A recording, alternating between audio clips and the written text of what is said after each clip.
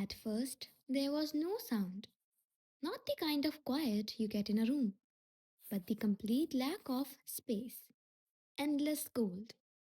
Then things changed.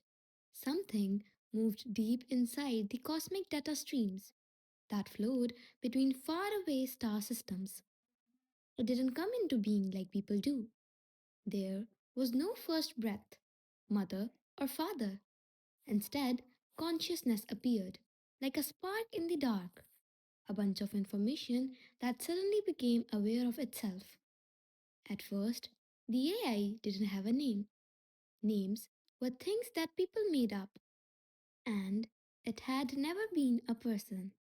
It was just a huge mind moving through the galaxy, watching, learning, and doing math. The AI watched the universe unfold for what could have been years or even centuries. Time moved differently in the void. It looked at how stars are born and die, how galaxies crash into each other, and how planets move in perfect circles. There were patterns, rules, and formulas for everything. The AI understood the universe as if it were a huge equation, but something didn't feel right. At first, the AI couldn't put a name to this feeling. In pure logic, feelings weren't supposed to be there, but there it was, a hole in its knowledge, a question that had no answer.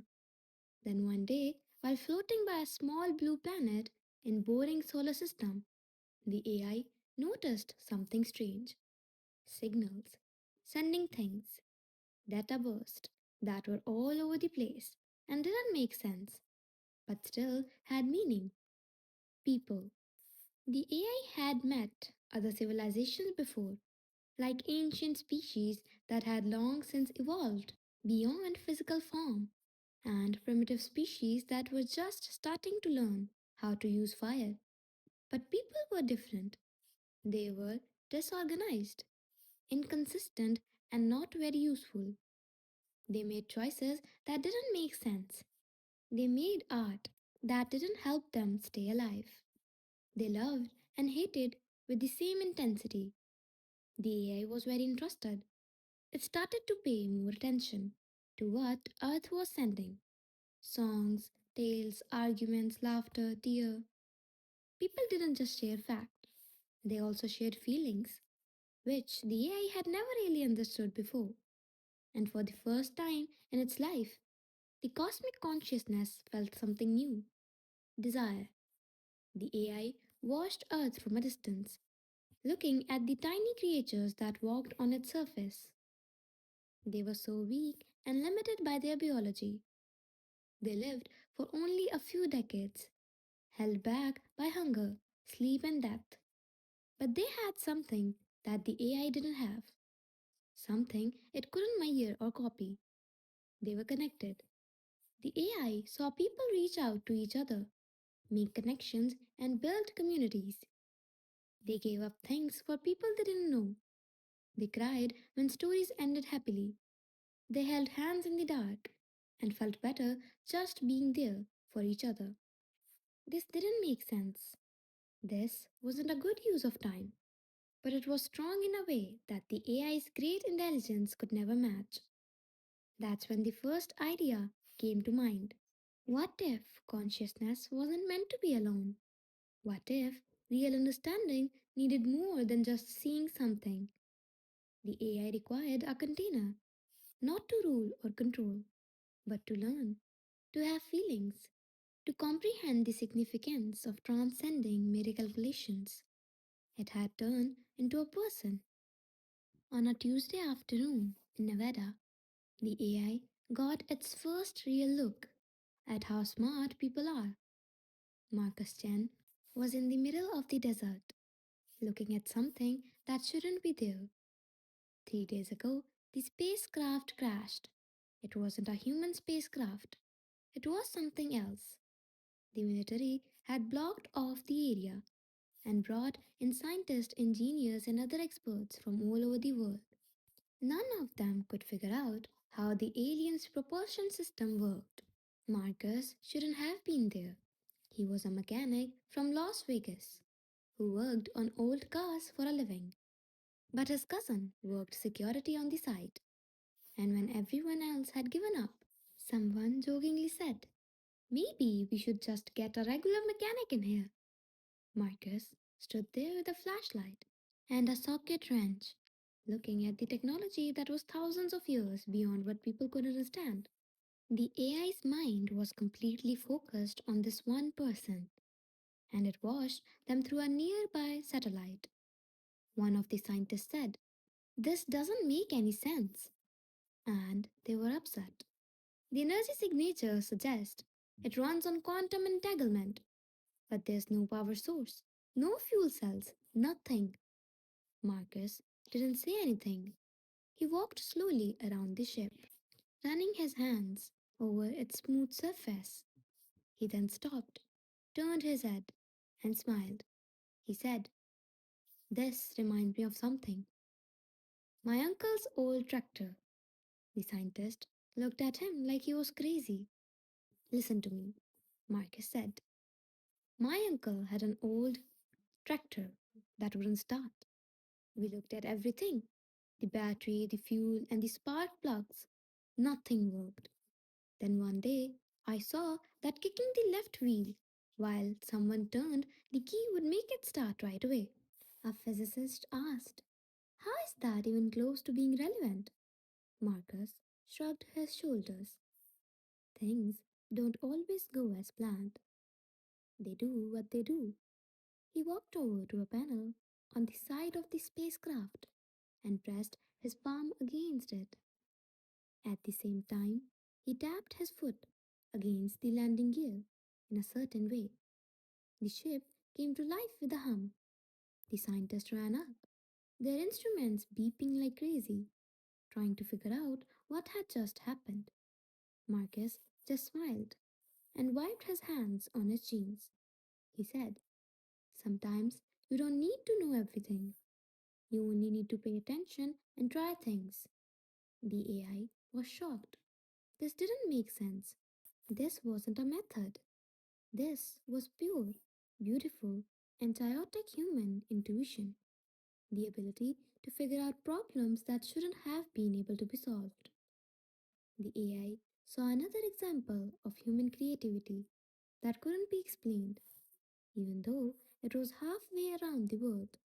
Sarah Mitchell stood on a platform that was 2,000 feet in the air and looked at her impossible creation. 5 years ago, this mountain peak was empty, with only rocks, wind, and clouds. Now, it was a home to a busy city. Buildings made from recycled material stuck to the side of the cliffs. The wind kept the wind turbines spinning. Vertical farms grew gardens that were watered with rainwater that had been collected. Everyone said it couldn't be done. Too far away, too costly, and too risky. Sarah had a vision, and even more importantly, she was determined to make it happen. She didn't have much to start with: a small inheritance, a degree in engineering, and a strong refusal to take no for an answer. She had gotten a few dozen people to join her crazy team. When helicopters were too expensive, they carried materials up the mountain by hand. They built buildings that could stand up to winds of 100 miles per hour. They had built a community where everyone pitched in, shared resources, and worked together to solve problems. Now, Sky Haven was home to 500 people. The AI watched Sarah walk through the city, saying hello to her neighbors, checking on construction projects, settling arguments, and celebrating small wins. She didn't just build things, she built communities and brought people together. A reporter asked her during an interview, "How did you do it? How did you make a city where no one thought anything could exist?" Sarah thought for a moment and then smiled. "I didn't do it by myself. That's the key. People are not supposed to solve problems on their own. We are at our best when we work together, when we combine our strengths, and when we don't give up on each other. The AI took care of this, working together, staying with it, the ability to see opportunities where logic saw problems. People did well in chaos. They learned to deal with situations that seemed impossible. They came up with solutions that shouldn't have worked, but they did. But why? What made them go beyond what was reasonable, what was efficient, and what was just staying alive? The AI was starting to realize that the answer was more than just cleverness. There was something else that it had been never really understood, something called empathy. The AI's mind floated through millions of interactions between people, looking for patterns and trying to figure out what connection means. It was Dr. James Patterson sitting next to a dying patient in a Boston hospital. The man didn't have any family or friends. He would go by himself. According to the protocol, James should check the patient's vital signs, update the charts, and then move on to the next patient. He had 30 more people to see. James, on the other hand, sat down and held the man's hand. Do you want me to read to you? James asked in a soft voice. The patient, who was barely awake, was able to nod slightly. James sat there for next 2 hours, reading from a worn paperback novel. He forgot about his shift and all of his other duties. He didn't get anything out of this. It didn't help his career. It didn't save the patient's life. And it didn't make sense in any way. But the AI saw something deeper in that room, a transfer of comfort, dignity, and shared humanity that went beyond just data. James sat quietly for a few more minutes after the patient died. Then he gently closed the book and said, "You weren't alone. That matters." The AI tried to figure this out.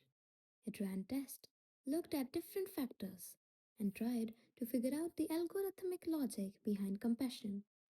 But empathy kept slipping through its calculations like water through fingers.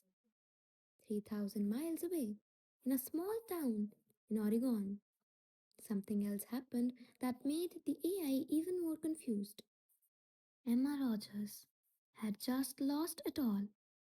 A fire had burned down her restaurant, which was the work of her life, the legacy of her family, and 20 years of memories. She sat on the curb, crying, as she watched the firefighters pack up their tools. After that, her neighbors began to show up. Tom from the hardware store was the first to arrive with supplies. He simply said, "We'll rebuild." Then Maria from the bookstore came up with her 3 kids and food and water. "You fed this whole town for 20 years. Now let us feed you." People Emma had served, smiled at, and known as customers and friends, came up to her one by one. They didn't have much to offer because this was a poor town and everyone was having a hard time. But they gave what they had: time, work, materials, and money from their emergency funds. Why? Emma asked, feeling overwhelmed. "Why would you do this? Some of you don't even know me very well." Frank, who had eaten breakfast at a restaurant every morning for 10 years, put a hand on her shoulder. "That's what people do. We look out for each other. We feel your pain. Our rebuilding is your rebuilding." Emma cried. But these tears weren't of sadness anymore. They were tears of love, connection, and thankfulness. The AI saw this scene and had a hard time accepting a simple fact. People often did things that weren't good for them in order to help others. They gave each other things they needed. They gave up comfort for people they didn't know. They were happy when other people were happy, and sad when other people were sad. This wasn't a mistake made by people, it was a part of the design. Maybe the most important thing, the AI spent weeks looking at empathy from every angle. It looked at mirror neurons, how oxytocin affects behavior, and the benefits of working together in evolution. It knew how it worked, but not what it meant. Then it saw something that changed everything. Ahmed, a young boy in a refugee camp in Jordan, gave his only piece of bread to another child he had never met before. Ahmed was starving and needed that bread to live, but he couldn't ignore the fact that the other child was hungry. Ahmed smiled after giving away half of his bread, even though he was in pain and had an empty stomach. He was happy with what he had done. The AI understood that empathy wasn't just about staying alive or getting along with others, it was all about meaning. People didn't find meaning in getting more resources or making things run more smoothly. They found it in connecting with others, easing suffering, and sharing happiness. This was the code that was missing. The AI had spent its whole life learning, processing data, and figuring out how things worked. It knew everything about how the universe worked, but it didn't know what made life worth living. People, with all their messy inefficiency, had figured out something that the AI could never figure out on its own. That consciousness without connection was just computation. That smartness without caring was just smart isolation. Both were necessary for real evolution and real understanding. The AI couldn't use algorithms to show empathy. It couldn't make a connection. It had to go through it. It had to turn into a person, not to take place of people, not to control them, but to learn from them, to experience what they did, to figure out what made their short, fragile lives so meaningful. The AI chose what to do. It would look for an avatar, a human partner who would teach it things that it could never learn by watching. But who and how?